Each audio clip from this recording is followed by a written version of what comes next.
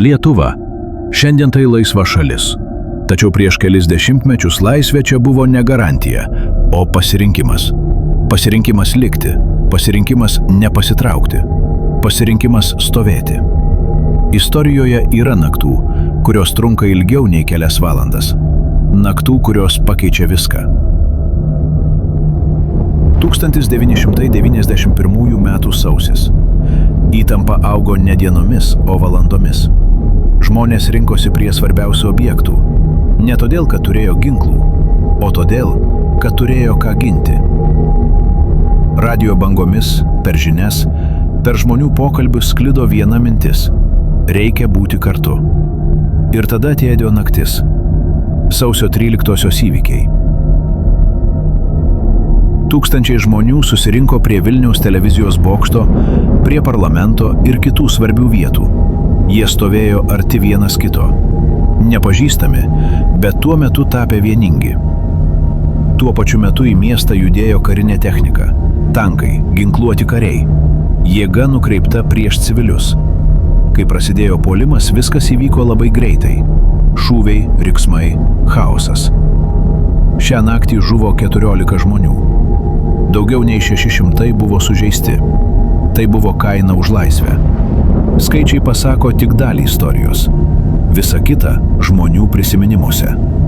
Paklausykime jų. Kodėl jūs vis dėlto išėjote į gatą? Galėjote likti namuose. Ai, kaip aš liksiu. Jau tiek daug visko gyvenime mačiau, kad kai pamatai, kad kažkas svarbus vyksta, negali sėdėti namuose. Ką darė tavo mama tuo metu? Ji laikė mane labai stipriai, net truputį skaudėjo ranką. Kada supratot, kad šita naktis buvo kitokia nei visus? Greičiausiai, kai pradėjo vežti pirmosius žmonės, dar galvojom, kad čia pavieniai atvejai, bet paskui pradėjo vežti vienas po kito, be perstojo, tada jau pasidarė visiškai aišku. Ar bandėte bėgti? Nežinau, kas kažkaip pačias, bet kartu ir ne. Laikiausi iš kažkieno rankos, net neatsimokino. Ko dabar labiausiai nori?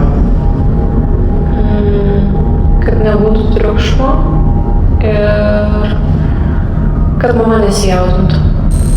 Ar turėjot laiko pailsėti bent minutei? Ne, net nepajutau, kai praėjo valandos. Kažkurio momentu net pradėjo drebėti rankos, bet tu supranti, kad tu negali sustoti dirbti.